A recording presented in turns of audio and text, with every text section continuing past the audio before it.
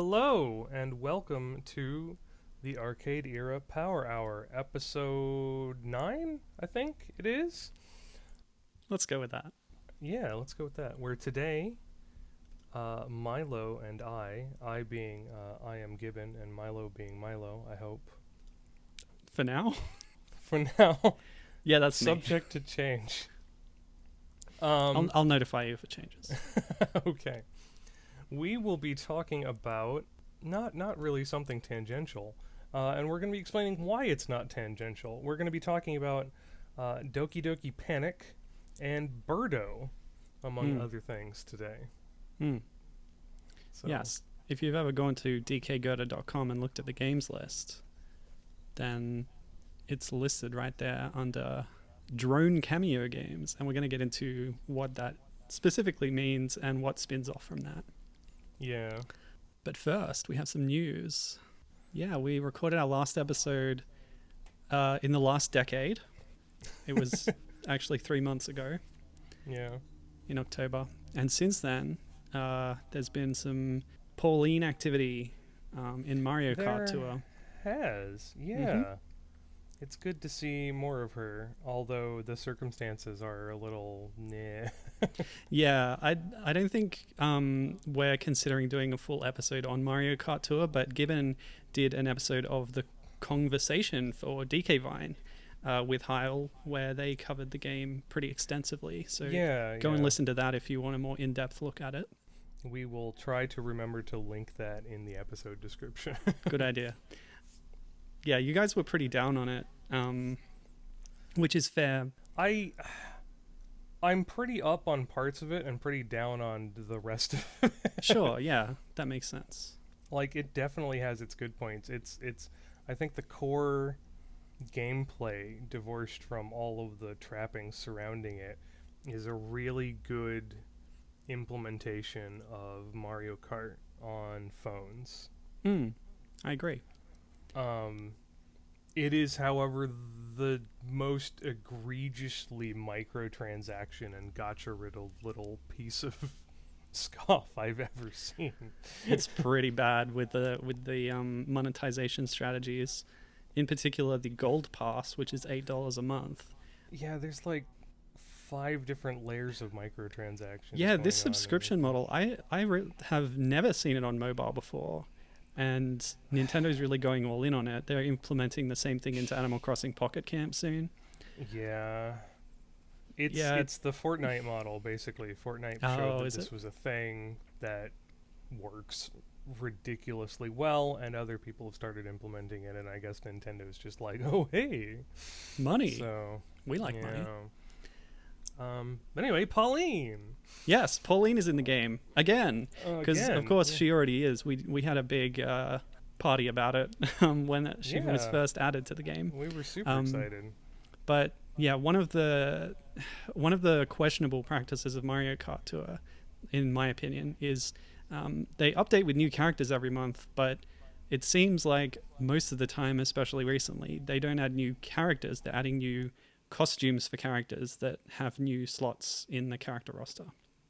Yeah, they're basically adding alt skins as new characters, and it's kind of dumb, especially when the skins are actually pretty great, like Pauline's new outfit.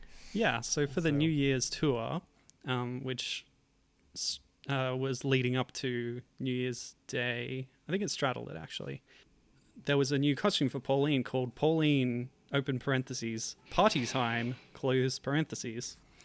And this is Pauline wearing a shorter skirt. She's got a top. It's got a disco ball texture on it, which is really fun, like as if her torso has become a disco ball with a bunch of mirror panels. It's specifically modeled after the ball that drops in Times Square.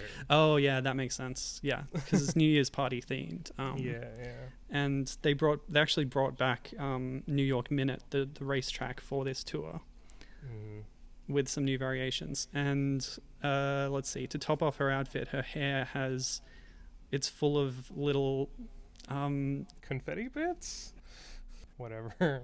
It's all very evocative of the New York Times Square ball drop celebration they do, where they rain those little bits from the sky. Oh, okay. Well, I'm struggling with this because I don't go to parties and I'm not into fashion at all. So. And you're not following American New Year's celebrations either, which is all of our New Year's celebrations were cancelled because the country's on fire. Yeah. And the bits that aren't are covered in smoke. They did still run the Sydney ones though. I mean, that's super fair. She's also got elbow-length black gloves and a pearl bracelet and big globe earrings as well. It's a pretty great costume. It's locked behind gacha. I didn't even bother. I was so mad. I had been saving up because I still play this game consistently, almost every day, the sucker that I am. But I hadn't been spending any of the rubies, so I'd saved up almost enough to completely max out the pipe that she comes in. And during the tour, I managed to earn enough rubies to actually do that, and it was necessary because she was the very last of 100 pulls that I got, because they do guarantee the spotlight character if you max out the pipe by doing all of the pulls that you can. Ridiculous. I'm so glad when Pauline first showed up, I got her like relatively quickly and didn't have to do that. Yeah, I feel like they might have been tweaking the odds for the early game, but also she was one of the very few super rare, or whatever they call it, tier of characters. So if you got one, you were more likely to get her. Everything was tiered as well. That's absolutely tiered, yeah. Anyway, she's really cool in the game. She's got, I think she has new animations for her jump stunts. Yeah, it's actually a new model, and she's got all new animations for her thing. And there's new voice clips for her. I don't know. I always play with the sound off. If it's this, I don't know if they got the same voice actors in, but yeah, it's all new voice clips for her. She's got new lines and stuff, which was pretty great. They really, it's one of the areas in this game that like is really standout. Like they really put a lot of effort into making the characters and getting the voice actors in and doing sound bites and stuff.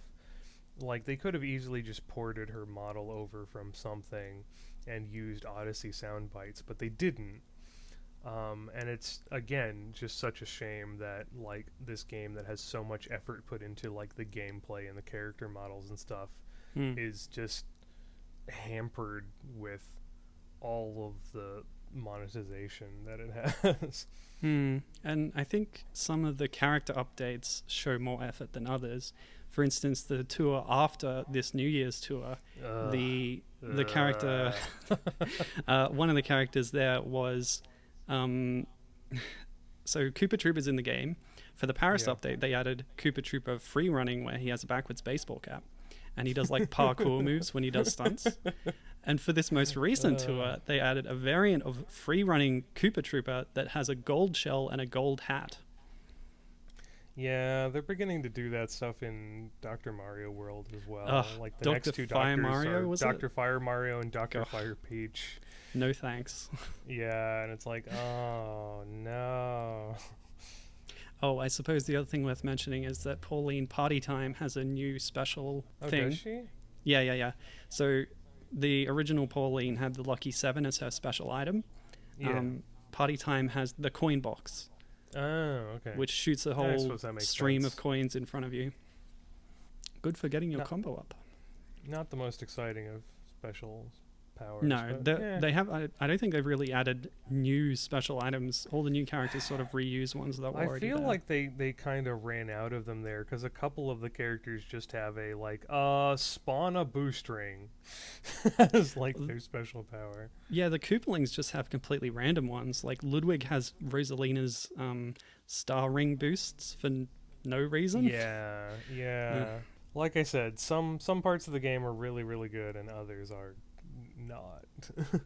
Yeah, that's what makes it a shame. But anyway, Pauline's in it, and if this is your type of game, I'd say go for it, because it does what it does really well. So, yeah. And by the way, the same update where they added Pauline Party Time, they also added Birdo, relevant to this episode. Yeah, finally, because she was in like the teaser trailer for the game. Oh yeah. But so was Luigi, and he wasn't in the game to begin with either. So Luigi was in the beta. They actually removed him for the release of the game. There was a lot of weird that's stuff so weird. going on. Anyway, the other news, sort of related to our wheelhouse of predecessors to things that inform the later Donkey Kong / Rare landscape, is that Arthur Pendragon, the star of a series of games from Ultimate Play the Game back in the day on the Commodore 64, has been added to Sea of Thieves as a questline NPC for the new questline voyages that they will be rolling out. Tall Tales, that's what they're called in game. And he's dead. He's dead. Right? Yeah. He's a ghost. But his ship is there. They acknowledge all the Pendragon games. They talk about like the events of Black Witch and Dragon Skull in the game. And, I'm impressed by how they tied it in, and I learned all of this thanks to the extensive article that you wrote and published on dkgoda.com. Yeah, I was just really passionate about this particular thing, I guess. I did an article write-up on it. I got it posted, and it got shout-outs from DK Vine and retweeted by Rare, and it was pretty nice. That's wonderful. I think it's the most traffic the site's ever had. Oh, wow. And I contributed. I provided some details about Saberwolf GBA and the references to the same games that were in that. Milo contributed, as did a friend of the site, Red Crested Breagle, who provided some scans of the Pendragon game boxes and manuals. Good stuff. So, as mentioned, today's topic is Doki Doki Panic and Birdo and some other stuff. And you might be wondering what any of that has to do with the expanded arcade era. So, yes, I am. Tell me. Just as a brief catcher-upper, the expanded arcade era is sort of starting at arcade Donkey Kong and going from there and sort of ignoring the Donkey Kong Country stuff and following the stuff that is more true to the spirit of the original arcade games. So like the Mario versus Donkey Kong games would be the main through line, but also covering branch-offs like non-Super Mario Bros. Yeah, it's also ignoring the Super Mario Brothers line of games and anything that spawned off from that, which is the majority of the Mario series nowadays. But there's still these arcade elements and references that we pick up on. Yeah. And so, like, of recent note, there's been some nice things for us to cover, like the resurgence of Pauline things, and just a lot of love for the arcade games recently and stuff. But we also kind of cover spiritual predecessors to things, and like cousin games, related games. I'm not sure exactly how you'd call them. Back from the 80s when legality was murky, stuff like the Jumpman series or the Crazy Climber and Crazy Kong series and stuff like that. Like our previous episode was about Sky Skipper, you know. It's a sequel in spirit to the original Donkey Kong. Listen to the episode to find out more. So to bring this back to Doki Doki Panic, the game is probably most famously known for being the thing that was turned into Super Mario Brothers 2 in the United States when it was ported over and elsewhere to English and elsewhere. But it started out as this game, Yume Koujou Doki Doki Panic. Close enough. Yeah. It was basically a promotional tie-in game for the Yume Koujou Festival, which is this big mask-themed festival that had a lot of multimedia stuff going on about it.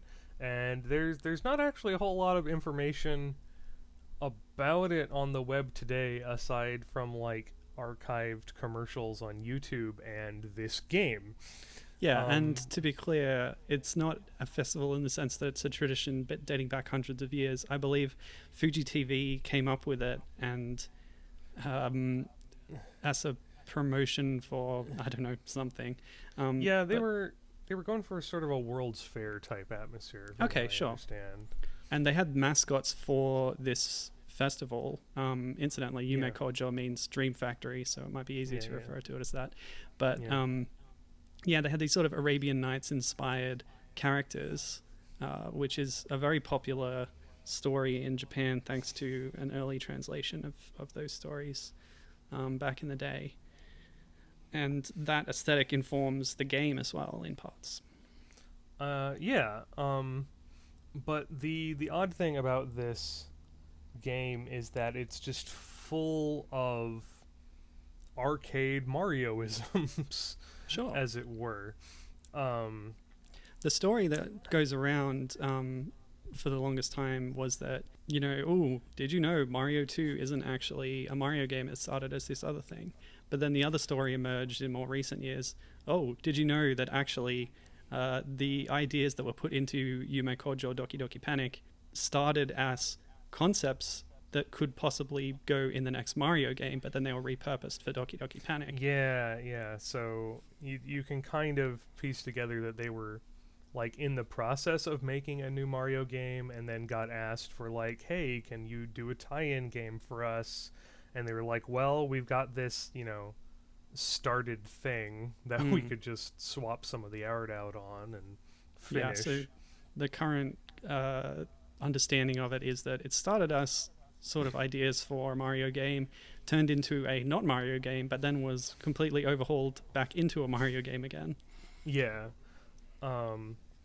And so the Mario-isms that carry over into Doki Doki Panic from those original concept stuff there are some enemies in the game from, or maybe not directly from, the arcade Mario games and Donkey Kong games, but very evocative of them. Yeah. Like you've got the claw grips, which are very similar to the little crab enemies. Yeah, sidesteppers. From Mario Brothers. Yeah. And just stuff like that, enemies that are very similar to like the little birds in Donkey Kong Jr. and other various things. The sparks in Donkey Kong Jr. as well. Yeah, they have the sparks. Sparks from Donkey Kong Jr. are just straight up there. Yeah, with very similar names and similar behaviors. A bunch of mechanics sort of carry over, like the climbing up vines and other stuff that wasn't necessarily there in Super Mario Bros, but were kind of grabbed from Donkey Kong Jr. Hold on a second. You could definitely climb up vines in Mario 1. Mario 1? Yeah, the secret beanstalks. Okay, They go to Coin ignore me. Heaven. I don't know what I'm talking about. Okay, those were very situational. Revise my previous statement to carrying over Mario-ish mechanics. But also just power-ups like the cherries and the POW blocks and stuff. Yeah, POW blocks definitely. From the arcade games. Yep. In this game. So yeah, so it's got a lot of connections just on multiple fronts to the arcade games. And then and those specific items and enemies are quite concrete connections. But like you're saying, there's other more spiritual or thematic connections. Like of course it was then sort of ported over into a Mario game later, but they didn't just drop the aspects of it, and the aspects of it that carried over in two distinct series. The first is the Yoshi series of games, where they kept the Shy Guy enemy stable and expanded on that greatly and made some other connections that we'll touch on one or two of them later on in this episode. But the second series, that is kind of the spiritual successor to Doki Doki Panic is the Mario versus Donkey Kong series, kind of starting with DK94 and going into the first Mario versus Donkey Kong and beyond. You've got the Shy Guys as the main enemies, and the base mechanic of running around and not really taking damage from enemies, but being able to like pick them and other objects up and throw them around to place as platforms or use as projectile attacks. And it is the same basic gameplay, very arcadey, and appropriately carried on into the succession to the arcade series. And then, just as a side note, Claw Grip, who don't you mean Claw Glip? Yeah, okay. So there was a typo. There were lots of typos. But one of the typos was a very English typo in that they called him Claw Glip instead of Claw Grip. Yes, the LR replacement. He's a big crab boss, and correct me if I'm wrong, he was the one that didn't exist in Doki Doki Panic, correct? He was the one who was created for Super Mario Bros. 2 USA to replace yet another Mauser or something. I think you're right. But his boss fight has been pointed out to be sort of similar in concept to Donkey Kong, in that he's got this pile of boulders that he just hooks at you. And the area he's in, furthermore, is very aesthetically similar, at least in Mario All-Stars, to the arcade games with chains and girders and stuff like that. Yeah, that was one of my favorite things about the All-Stars port to the SNES. That they added details and changed the level graphics. And that's one of the things where they drew that connection by making it, like you say, adding all the girders, very evocative of DK Arcade. Yeah. And how does that fight go? You take some of Claw Grip's projectiles and throw them back at it, right? That's kind of broadly how a lot of the fights in the game go. Where the boss will huck something at you, be it boulders or whatever. Sometimes it's fireballs, which you can't grab and throw back, but most of the time it's some sort of projectile that you do have a chance of grabbing and throwing back. Yeah, sometimes it's just those mushroom blocks all over the arena, but specifically in DK94 and the first Mario vs. Donkey Kong, those sort of fights is what is how you fight Donkey Kong. He throws barrels at you and you stop them with your feet or whatever and throw them back. Yeah, basically. You either have to wait for them to settle naturally, or you do the handstand and you can kind of catch them with your feet. Yeah, it's kind of weird because Mario's feet are basically invincible. That's how it works. So when he does a handstand and then kicks the barrel in midair as it comes at him, sort of, it stops and then he can pick it up. Yeah, something. It's weird. It totally makes sense in the game. His feet aren't invincible because you can always get hurt by landing on a spike. Don't worry about it. Barrels aren't spikes. That's true. It's a very good point. But yeah, so as we were sort of mulling over these connections and very much wanting to add Doki Doki Panic to the games list, because why wouldn't we? Well, yeah, it seems to fit very well, and also, why not cover more stuff? It's fun. Yeah, basically. We were a little, I don't know if torn is even the right word, but there was a, like, we already exclude, like, the Donkey Kong Country side of things and the Super Mario side of things. So it was a little like, well, do we straight up include, like, Super Mario Bros. 2? Or, like, how should we go about this sort of hand-wavy, just, like, what are we going to put down on paper for what we're following and why, basically? Because even though I'm perfectly fine with just arbitrarily going, these games, these are the ones we're going to cover on the site, it's always nice to have, like, a solid through-line connection that you can point to easily explain something. Yeah, there should be some logic or rule to it. So what we mutually agreed upon was following Birdo, since she is a character that originates in Doki Doki Panic and then continues to appear in Mario stuff. And instead of like instead of just listing off every Mario game she appears in, which is quite substantial at this point, we are going to highlight the ones that she has a substantial role in. And this puts her in sort of a similar position to, like, I guess a good example would be Crystal in Star Fox Adventures, who is a holdover of the original dinosaur planet concept, and is sort of the anchor point that DK Vine follows through the Star Fox games. Well, okay, so having Birdo in that special place, how is that different to, say, covering all the characters that were introduced in Doki Doki Panic, the ones that are characters anyway, so the boss characters? The playable cast never reappears, obviously. Well, it's different in that Birdo's really the only thing other than the Shy Guys that ever appears from this game in anything else. Exactly. So you could say that we're following anyone from Doki Doki Panic that's going to show up again in a significant role. Yeah, there is one notable exception, and that's that Wart shows up in Link's Awakening. Well, I would say that is an insignificant role. Yeah, and that's not a significant role. I'm just saying that's like the one time another named non-drone character from this game shows up in something else. Yes, and that's why we're focusing on Birdo, even though it's, say, for example, if somebody else from Doki Doki Panic, like Mouser, showed up again, then we'd consider it. But as it is, Birdo is the only one that does come back as much. There were more...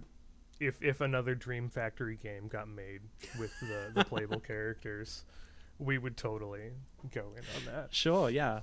By the way, that would be Imogen, Lena, Mama, and Papa. Yeah. And the Lena! That's twins. where Lena's from. Oh my goodness, we found it! It's spelled differently. Shh. They localized everything wrong anyway. It's fine. That's true. That is fine. She's the young girl character, though. Yeah. I don't know. Lena from the movie looks a lot more like Mama, if I'm honest. Yeah. Anyway. All in good fun. Yeah, it's got an interesting plot. So starting with Doki Doki Panic, I know what the plot of Super Mario Bros. 2 is. It's been adjusted a little from the plot of Doki Doki Panic. Yeah, they cut a few elements out. Originally, the story was that there were these two other characters and a monkey who were like kidnapped and taken to Subcon. Was it called Subcon? I don't know if it was called Subcon in the original, but it was still sort of a dream world. And the game, it all takes place in a book. Yeah, inside a book, a magic book. Yeah. Inside a bookland where the quality of dreams are hand wavy, and you've got this machine that spits out dream stuff, and Wart doesn't like it, so he takes over. Yeah, you actually see that during the boss fight with Mamu, aka Wart. And that's the thing, I don't know if they do explain it in Mario 2, but it's right there in the title for Doki Doki Panic. Oh, yeah. Yeah. Dream Factory. The Dream Machine, whatever. Yep. This is such a Kirby plotline. You're not wrong. And, so you have the evil Frog King, Mamu, taking over the Dream Factory because he doesn't like good dreams. And so the weird magic book that this world takes place in or is connected to eventually finds its way into the hands of this Arabian family. And as you say, there's like a pet monkey and even more characters that aren't playable. And these baby twins. Shenanigans ensue. The family ends up in the book and goes on an adventure to save the day, and there's masks everywhere. So that's why the masks are such a recurring feature. You see them after boss fights, and the Phanto popularly and Shy Guys are all wearing masks. Basically. It's this not big just the theme Shy to it. Guys, like I'd say the vast majority of the enemies in the game are wearing masks. The little flying dudes are wearing masks. Yep, and the Sniffets. Sniffets. The ninjas have the little face mask thing. Oh yeah, totally. Just masks everywhere. Mm-hmm. A lot of those were edited into other things in Super Mario Bros. 2. A lot of just like the background decoration masks were changed to be more, I don't know, Mario looking level aesthetic stuff. And it's fun. It plays differently than like Super Mario Bros. 1, but as we were saying, it's a bit more evocative over the arcade games. It's a bit slower paced. There's a lot of like, oh, go grab a block that you can use as a platform to get over this ridge and take it back here, sort of thing. That's what I like about it, and why it's my favorite Mario game of the quote unquote main series. Is the gameplay has more, technical depth to it, and it's more adventure-y and exploration sort of thing. Yeah, I have a very hard time deciding whether I like Super Mario Bros. 2 USA or Super Mario Bros. 3 more. But Super Mario Bros. 2 definitely has a special place in my heart. Well, clearly, as the runner of a arcade fan site that covers this game, basically, you must say that Mario 2 is your favorite. Speaking of Mario 2, this brings us to Mario 2, Super Mario Bros. 2. So the story goes that back in the day, Japan had a very low opinion of America's ability to play video games. This was not just Nintendo. Lots of other companies sort of had this opinion and would either just not release games they deemed too hard over here, or they would dumb them down for us, as seen in like some of the Final Fantasy titles. Or they'd just make what they considered to be games suitable of the challenge level Americans were able to play at, which is how you end up with games like Final Fantasy Mystic Quest. Oh, that's such a good game, though. Yeah, that's true. That's Final Fantasy to have a multi-stage final boss fight. And that's really similar to Mario 2, because when they eventually ported it to Japan, it was called Final Fantasy USA. It's like Super Mario Bros. 2 was ported and called Super Mario Bros. Yeah, did we mention that yet? I think we just did. Okay. Just now. Oh, we're getting to it. Yeah. You're right. Yeah. So basically, they took Doki Doki Panic and changed the characters back ? Into Mario characters. And then adjusted some of the tile set aesthetics to be a bit more Mario-ish. They cleaned up a bit of the sprites elsewhere. Like, if you just compare Doki Doki Panic to Super Mario Bros. 2, Doki Doki Panic is a bit more rough around the edges looking. Like, they gave it another polish pass. Yes. Basically, in addition to making the changes to turn it into a Mario game. Yeah, I'd recommend, if you're interested in the changes, going to the website, The Cutting Room Floor. Yeah. And their page on the regional differences when converting to Mario 2 is very interesting. Yeah, they do a really good job of it, of covering that stuff. So they changed the main playable characters to Mario, Luigi, Peach, and Toad. Other notable changes were like the end of level doors got changed to like bird mouth faces for some reason. Before they were just sort of generic masks. And then they just changed the look of some other things, like the look of the Phantos got changed. Some sprites got like more robust animation sets. And just they replaced stuff like that. An obstacle that looked like a blackface stereotype with a Koopa shell. Very good change. Stuff like that. Yep. Yup. Yeah.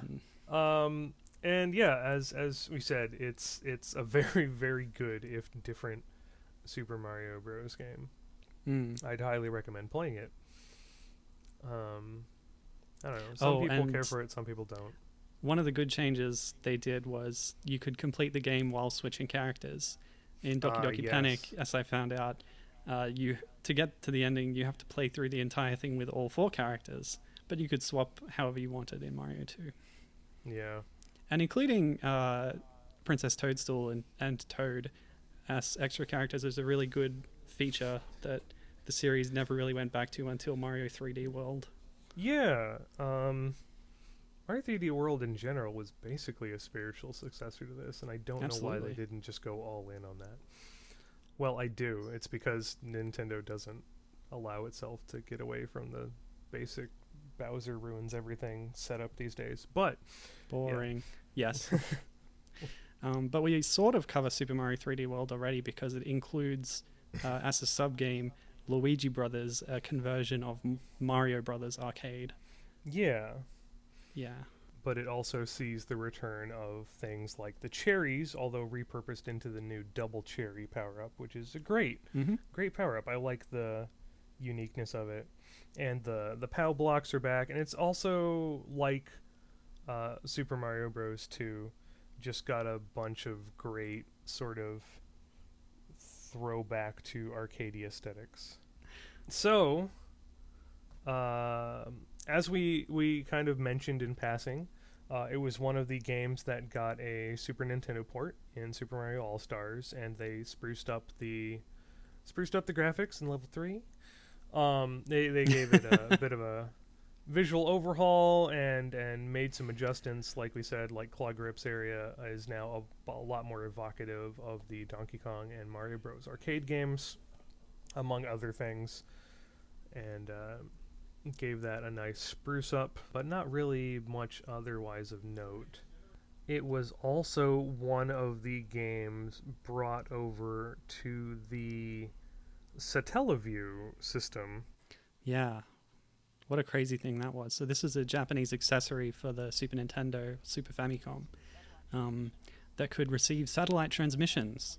So at appointed times during the week, you could start it up and there's a little hub town where your avatar walks around and you go to the building where you receive transmissions. And then they send you a game or they send you a version of a game that has running commentary like or episodic. live the running music. Commentary was also live, and I'm not exactly sure how that worked because like the few YouTube videos I've seen suggest that the actors they've got doing the running commentary are able to like see some like how people are doing in some form or other because they're commenting on it a little bit. What? I don't know if it's just raw statistics, like a little leaderboard or something, but they will occasionally go like, oh, such and such is like the first person to grab this today. Yeah, I don't know. That's crazy. Nintendo, how man, did they do that? Crazy. Yeah, but in addition to ports of things, a lot of games got sort of pseudo sequels, so you ended up with stuff like Zelda Ancient Stone Tablets, which was Link to the Past again, but with like a real-time day-night cycle and like a Majora's Mask style, like you need to do X, Y, and Z before this time, or like if you don't go over here, like weather will happen, or you need to wait for this thing to flood when it rains, and X, Y, and Z stuff. Yeah, and it was episodic over 4 weeks, and yeah, they had the characters talking to you like Zelda would come in via telepathy or whatever and say, Link, go here and do this. Oh, not Link. You were playing as the Satellaview avatar, which is a boy or a girl. Crazy stuff. But Super Mario Bros. 2 was one of the games to get this treatment. So BS Super Mario USA was what I affectionately call a port quill, in that it was functionally the same game. Like they may have changed up the levels. I found out that they did this for like the BSX Super Mario All-Stars, where you basically had new levels and world maps and stuff for the games, including like a world map for Super Mario Bros. 1, like a Super Mario Bros. 3 world map for Super that's Mario cool. Bros. 1. Yeah, weird. So it might have had like remixed levels and stuff, but it also had like a new story in that like Mario and Co. are back in the Subcon Kingdom, and you actually meet the king of the kingdom, if only through like the actors talking at you over the broadcast. There is a cutscene image. That illustrates the king and his lackey or whatever. And there was just there were a number of Birdos. We should mention that Birdo was a boss character in the game, and while we refer to Birdo as a singular she, there's actually a bunch of different colored Birdos, and it's a Yoshi situation where you've got Yoshi and the Yoshis, so you have Birdo and the Birdos. But there were a bunch of the members of that race that would participate in conversations and broadcast commentary and whatnot. I would point out that in the next port of this game, Super Mario Advance, where they ported Mario 2 to the GBA, there's an implication through the voice lines that each time you fight Birdo, it's the same one coming back. Okay. And it has changed color somehow. Okay. It can be read that way anyway. Yeah. So, yeah, new story. Basic, a Mario-style sequel. Go back, do it again. The levels are a bit different this time. Yeah, there's some new collectibles in various subspaces. Yeah. Etc. Get to the end, fight Ward again, feed him his veggies. But people will talk to you while you play. Yeah. In character, I mean. So yeah, and then, strangely enough, Birdo had a rather significant role in Wario's Woods, of all things. Which was, the NES version was, I want to say, the last NES game Nintendo I believe put out themselves. Yep. It was a split release. And then it was one of those things where the NES version and the SNES version were like completely different games with the same concept.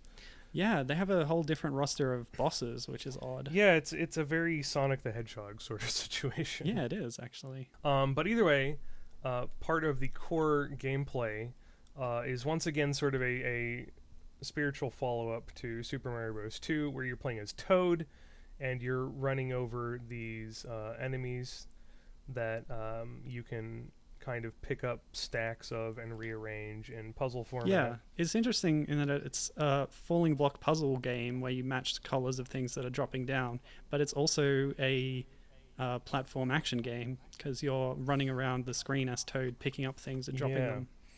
And near the top of the screen is a little spot where like Wario will taunt you and like throw bigger bombs and stuff down, but for the majority of the matches when Wario isn't there, it's Birdo up top, like giving you encouragement and stuff. That's so cool. Yeah, which just kind of further solidifies the like successor to SMB2 status. It's a really fun puzzle game too. Yeah, I keep meaning to try it. I really love the concept of it because it's sort of like the Mario B team. What I always thought of it as is this is what happens back home while all the main heroes are off in Super Mario World in Dinosaur Land. Because you've got Toad left behind, Birdo who's there helping him, and you have a little fairy who some of the comic adaptations identify with Wanda from Mario and Wario, the mouse-controlled SNES puzzle game. And they're going up against Wario, who's the B-tier villain, when Bowser's not there. So it's this whole, like, shadow side of the Mario series. Like, what's happening when all the other guys are busy? So just recently, I say recently, but it was in 2018, Treasure Stack, an indie game, came out for the Switch and possibly some other things, but the Switch is the one I care about. Xbone and PC as well. Who cares about those? Where the devs specifically citing Wario's Woods as the primary influence, and it is that type of puzzle game where you've got stuff falling from the ceiling, but you are playing as a little person running around and picking up stacks of things to manipulate and match things. Yeah, but it doesn't have Birdo. It doesn't have Birdo, but like, if you're jonesing for the gameplay with sort of a modern update. Cool. Yeah, and then I think the next thing to come out that was sort of major Birdo involvement was Super Mario Advance, which we'd kind of touched on previously. It's just another port of Mario 2, basically. They did add a bunch of stuff. They added new voice clips during gameplay, not like BS does, but they gave it clips. Another graphical spruce up on top of, like, you can tell they kind of started with Super Mario All-Stars version of the game as a base and gave it another polish pass and then added voice clips to everything and made other adjustments. Like, you can now, like, when you throw something at an enemy and it sort of bounces off, if it's a line of enemies, it'll keep bouncing and you can, like, chain stuff and get combo bonuses. Yeah, that's pretty little cool. Things like that. So yeah, new gameplay elements on top of the other graphical updates they did. New boss in the form of Birdo. Yeah, what a weird thing. It's a robotic version. It's like a clunky, kludged together primitive robot in the shape of Birdo. And this was basically the launch title for the Game Boy Advance, and they put out like a special Nintendo Power Advance issue that was a player's guide to the game. And stuff. And as such, it's got some of the problems of early Game Boy Advance games in that it's really light, like brightly colored, and the colors are all, out. The colors are washed out. They artificially sort of did this kind of process to games graphics. They were compensating for the lack of backlighting on the system. And once the SP came out later on, they toned that down a bit, but yeah, that legacy still affects Mario Advance because it was put out at that time. I believe there is a graphics hack of the game. Oh, that would be nice. Shifts the color palette back. That wouldn't help with the other major issue that I have with it, though, which is you're taking the same graphics from a SNES game and putting them on the GBA, which has much smaller resolution screen. So you're playing and also field just a completely view. Different field of view. Well, it's a consequence of that because they're taking the same graphics and then they have less pixels for the resolution. So your view of the screen is much smaller, and I just hate that. I can't stand it. Like, I still played the crap out of it. Sure. I had so much fun with it.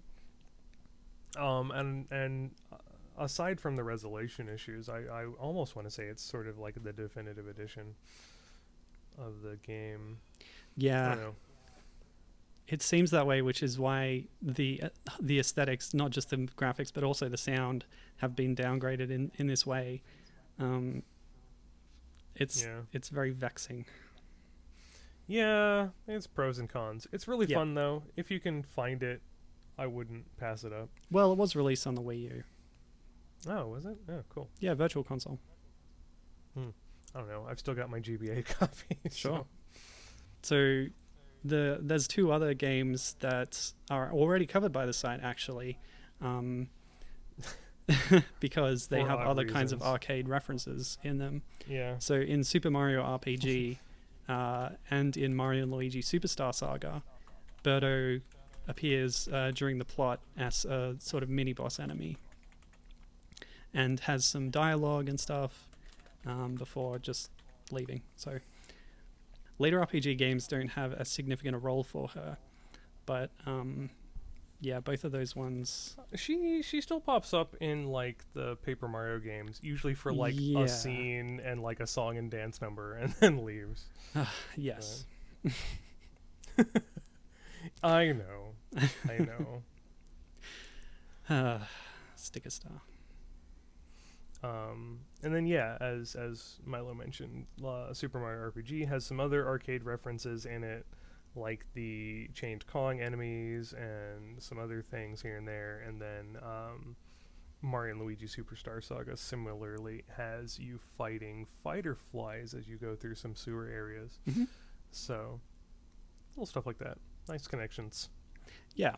So if those weren't already on the list, they would be in because of Birdo, basically. Yeah, basically. In the same way that these other games we've mentioned would be. Mm-hmm. Which I leads guess us to... now brings us to Captain Rainbow, the game Nintendo will never port, let alone acknowledge. Did it I have a suppose that's sticker not in entirely Brawl? true. I think it had a trophy in Brawl. Oh, okay. I want to say so anyway. But yeah, this game is... It sounds like a Newgrounds fan game. It's one of those like the island of washed up game characters nobody cares about anymore. It's such a great concept, isn't it? And this guy, Captain Rainbow, it's sort of like Beautiful Joe before Beautiful Joe. Like he plays this character Captain Rainbow on an old show, and he somehow winds up in this world with other washed up media characters, and he's like, what? No, I don't belong here. I kind of wonder, except this was after Beautiful Joe, because Beautiful Joe was GameCube. Weird. God, I wonder if this started out as Beautiful Joe game. That'd be super weird. But anyway, in addition to Nintendo, this is a first party Nintendo title, by the way. In addition to Nintendo just throwing the oddest characters in this game, like Little Mac, Takemaru from Takemaru's Castle, Tracy from Link's Awakening, the Devil from Devil World, Lip from Panel de Pon, a random Chibi Robo character, Osan from NES Golf, which previously had been acknowledged to be Mario, because Osan was one of those, like, before we called him Mario names. In fact, this is like a double pun. They have the golfer from from NES Golf as an old man, and they call him Osan, which is just a meta reference, because Osan was what he was called even before he was called Jumpman. So he was originally called Osan, and then called Jumpman by the time, like, Donkey Kong actually came out, and then was called Mario by the time, like, the first iteration of the game was there. But anyway, they have Osan in the game, not acknowledging that he's Mario. And finally, the part we care about is they have Birdo in, like, the weird art aesthetic of this game. Like, she's very jowly in this game. What a weird redesign.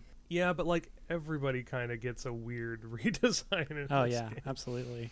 But she looks totally, I don't know, hideous, grotesque. Yeah. In a way that if you really think about Birdo's design, she pretty much is. But she happens to look a lot cuter in most Mario games. I love...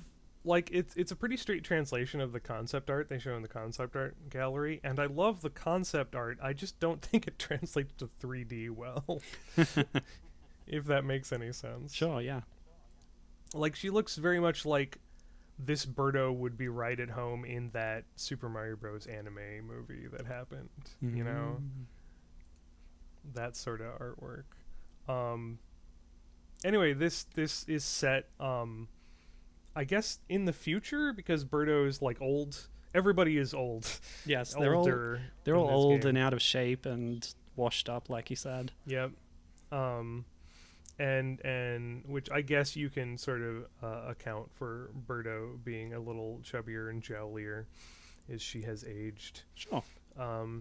Her inclusion in this game is, as tradition for when Nintendo bothers to highlight the fact that Birdo is a trans character, somewhat problematic. In that you first encounter her locked up in jail for going into the wrong bathroom, and you have to go... She begs you to go back to her house and retrieve some proof that she is indeed a woman.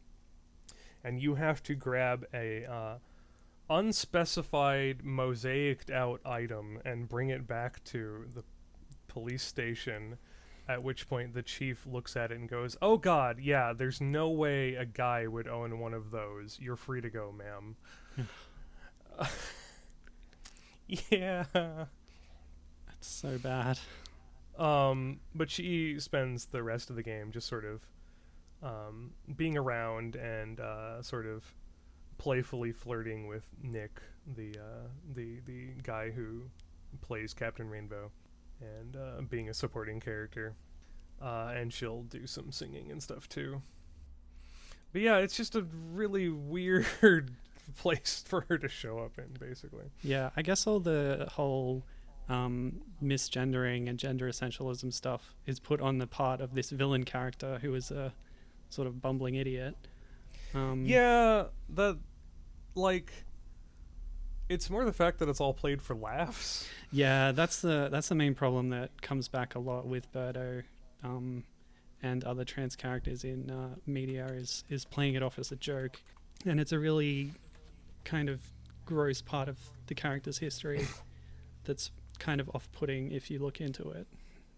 Yeah, like on one hand, she's just kind of right there. She is a transsexual character. She's one of the earliest ones and Nintendo's first trans character. I believe Poison predates her. Okay. But Birdo is a close second. And she's just like they don't really hide that at all. Like it's there in her character bio and stuff, and they're not afraid of like putting her in a relationship with Yoshi and stuff. So those can be interpreted as positive things for the character, sure. But they like while they're like, oh yeah, she's Yoshi's girlfriend, or is that boyfriend? And it's like, they're still a little they're like, props for like being upfront about it and not being ashamed of it, but at the same time you don't have to make a joke of it every single time. Yeah, you know, really it's really annoying. Yeah. Yep. So yeah, she shows up in a bunch of other stuff. Mostly thanks to Camelot. Camelot has sort of... I definitely credit Camelot with establishing her as part of the stable of regular recurring spin-off cast characters in the Mario sports games and the Mario Party and Kart and all that.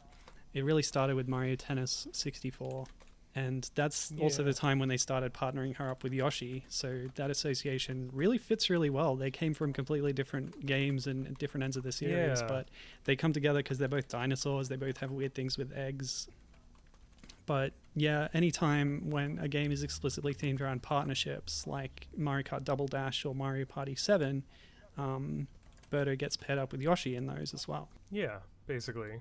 There's a kind of lore tidbit to that, because their first partner up in Mario Tennis, you can see them being affectionate towards each other, and then later on when Birdo comes back in Mario Golf Toadstool Tour, she's wearing a large diamond ring on her left hand.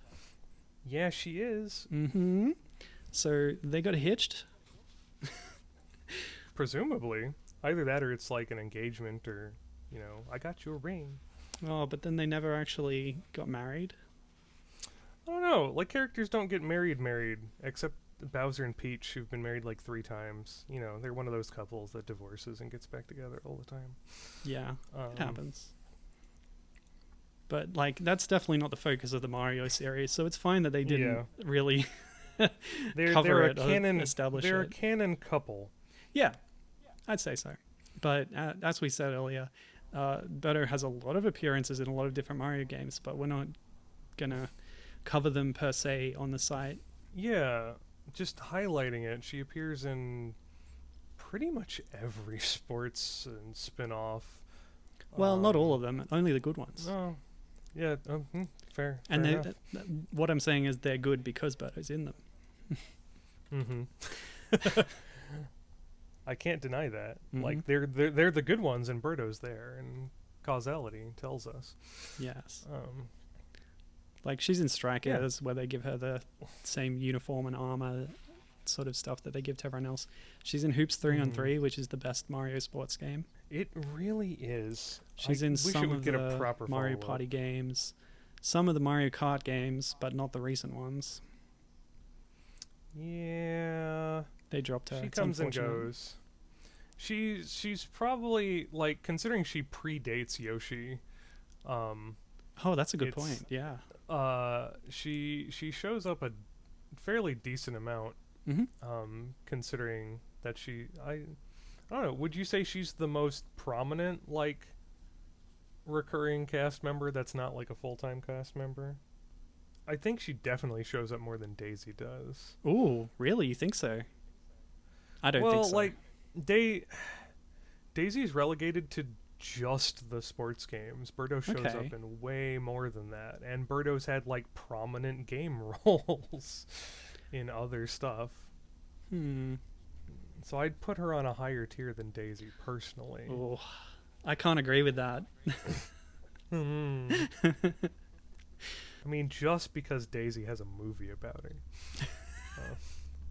Exactly, yes. That's why Daisy will always be above Birdo, I think. Ooh, that's a good thing we could touch on.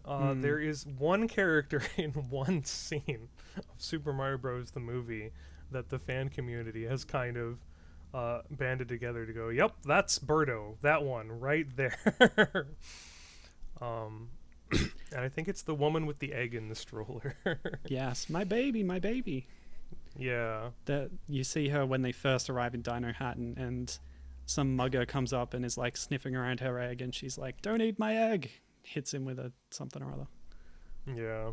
She doesn't look anything like Birdo, but no, but yeah, so many of the characters don't look anything like their game power.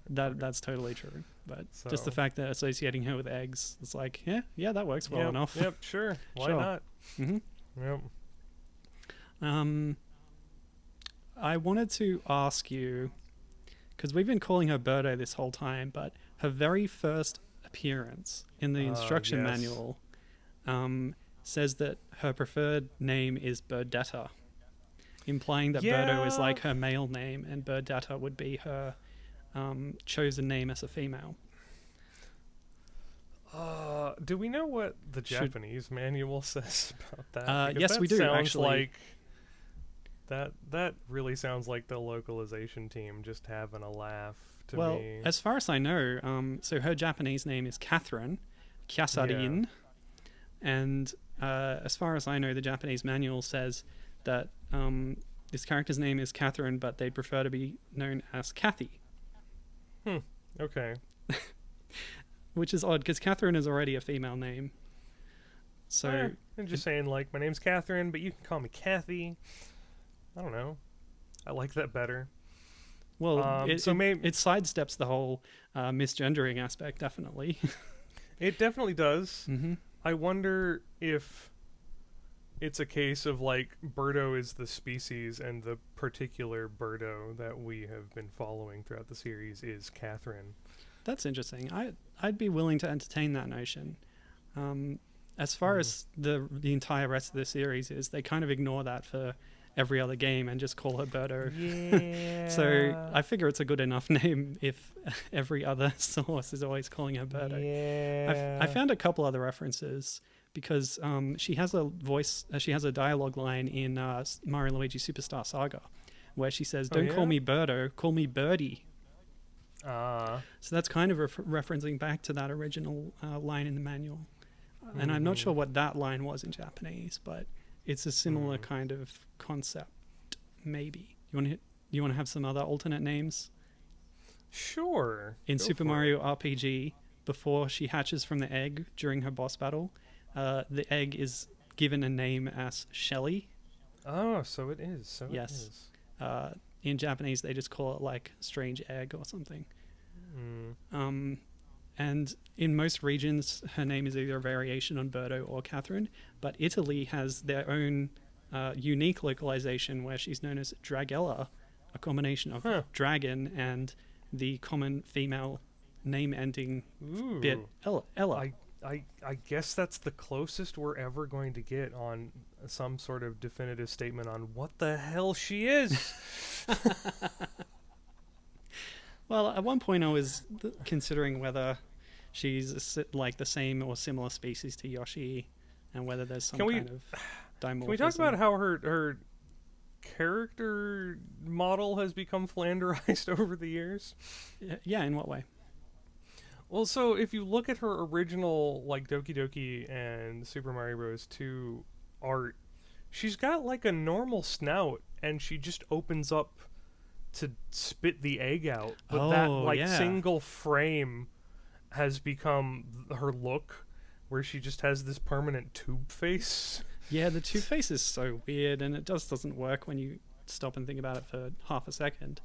But you're totally right about that. I will say the official artwork that was drawn for the game has her with the mouth open, but that doesn't necessarily mean she's like that all the time, you know? Yeah. And it's just like I said, it's her look has sort of become flanderized over the years. As the games go by, this, like, donut ring of her face just gets more and more prominent. Her bow also gets bigger and bigger. It does. And the rock on her finger gets bigger. But yeah, no, she's had some good times. And she's back in Mario Kart Tour. She is back in Mario Kart Tour for her latest outing. You think she's ever gonna get it in Smash? No.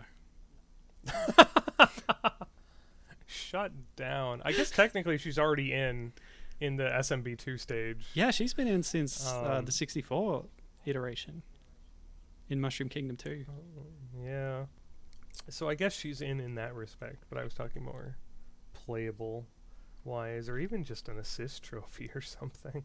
Sure, maybe in 50 years in Super Smash Bros. 87. Oh, God, I know, right?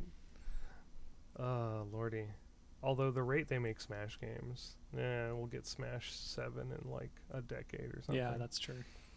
And it'll be like a reboot. They'll go back to like 12 characters or something. I did hear that the next game would not be Everyone's Here. I mean, there's no way they're working out all these licensing deals again. Well, yeah, if Birdo was playable, I think that they should give her the wings that some of the Birdos have in the Super Mario Brothers Super Show. Oh yeah. There's an episode where an old lady Birdo like kidnaps Toad and treats him like a child, like her child, and puts him in a crib and stuff. I guess that's just sort of playing up the dragon thing, isn't it? Yeah, because they're definitely reptilian-style wings that are this membrane that comes out along her arms. Oh, that's and it's very so strange weird. and is never really it's never really reflected in any other appearance of the character. Heck? How odd. But yeah, Birdo, historically significant. Mm-hmm. Nintendo's first trans character, one of the earliest trans game characters. Trans icon. Trans icon indeed. And she's rocking it. She's out and proud. She's got a famous boyfriend. Yeah, totally. And it's good to have another prominent female character in general in the Mario series, really. Yeah, there's not a whole lot of them. Most of them are princesses of some sort. And a rep from Doki Doki Panic, which is an underrated game. It is an underrated game. And she's also a prominent example of a heel face turn. I guess, yeah. I guess in the early, especially in like the BS Super Mario USA, she's kind of explicitly a baddie. But as early as like Wario's Woods, she was already a helper character. So that turned around fairly quickly. True. And she hasn't gone back except for the RPGs. Isn't like she's brainwashed or discombobulated when you fight her, basically? I would say in those cases she's not a villain. Like, she's not a bad guy. She's just a bad guy. Just an encounter. Yeah. Oh my goodness, I forgot about the commercial for the Japanese Super Mario Oh, All Stars yeah. commercial. That's a nice design for the character where she's got a big feather boa and one of those cigarette She holders. comes in as Wart's date. Oh, that one. Yeah. So there's two. Yeah. There's two. Oh, you're talking about the Mario Collection commercial. Yeah. Yes. But also, yes, the Super Mario Bros. Collection with the sort of claymation. But she keeps that look in the All Stars commercial. Yeah, that's So- some weird continuity there. I think she also turns up like that in some of the comics that were, inspired by the commercial. But yes. I think she's a puppet or someone in a suit for the the Mario USA commercial. Oh, I think you're right, yeah. It's crazy. She's a great character is what we're saying. Yeah. And we are glad to be covering her. Yeah, I want to see And- more and- ROM hacks with Birdo as the star, really. There aren't Yeah. enough. I'm not aware of any, actually. Oh, I wonder if there's any, like, Super Mario or Yoshi's Island hacks where you're playing as Birdo. That'd be interesting. I don't think there are. Yoshi's sprites in those games are really detailed and has so many frames and elements that it would be really difficult to do. I mean, if people can, like, hack Amy Rose into Sonic 1 and give her Sonic Advance moveset, I fully assume that, like, if somebody wanted to, they could put Birdo in Yoshi's Island and give her a unique playstyle. Definitely. And I think that somebody is you. Oh, God. What have I done? You just volunteered. No! So, yeah, Birdo is an excellent character, and we're going to be covering some more games on the website. Thanks to her. Yes, it's all her. No, we covered the reasons up top. But anyway, thanks for listening. Do we have any plugs to do at the back end of the episode? Good question. I'll go first. Yeah, go. I first. recently reactivated my DeviantArt account, and Ooh. I publish these little pixel art things where I do like a 9 pixels by 5 representation of many, many different characters. And it's a fun little challenge that I do to represent somebody with the minimum amount of detail that I can. But I've been publishing them on Tumblr for a few years up until now, but I've just started putting them all up on DeviantArt.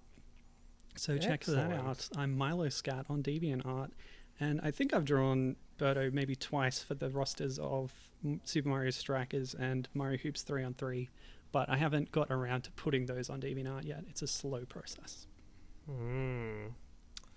I haven't done a whole lot of side stuff recently because I just started a new job around the last time we recorded. Congrats! So I am working full time again, and I have a new wonderful boyfriend that I've been spending a lot of time with. Congrats! So that's been taking up a lot of my time. Good life changes. Yeah, life's going great. As far as general plugs go, I know what I'm going to plug. Go for it. A manga I really, really enjoy that I was considering just buying all of in Japanese to translate myself because the people who were translating it abandoned it years and years ago. Has been officially licensed and is being put out in digital format by Yen Press. Nice. It's called Shoujo Fight, and it is a volleyball, a women's volleyball themed manga. Although they do men's volleyball in there as well. And unlike lots of school age sports mangas, it kind of keeps things down to earth and takes a realistic look at things and isn't all like fan service and action shots. Oh, nice. So it is about I actually can't remember if they're late middle school or just starting high school. I think they're just starting high school at the beginning of the series. But it's a young woman whose older sister used to play volleyball and was injured in a match, and because of that injury, she like fell down in the middle of the road and got in an accident and passed away. So she's kind of been never really got over the grief of that, and is sort of kind of getting back into allowing herself to enjoy this sport as a way of coping. And then there is a wider cast of characters, her friends and friends to be, and people who think they're rivals but end up being friends, and stuff like that. But it's really good. I enjoy it. There's like 8 or so volumes out. Check it out. Sweet. That's my random plug. No, that's great. All right. So thanks very much for listening. We'll come back at you next time with more arcade era Donkey Kong and Friends content. Yeah. So I've been Milo. And I am Gibbon. And thank you for listening.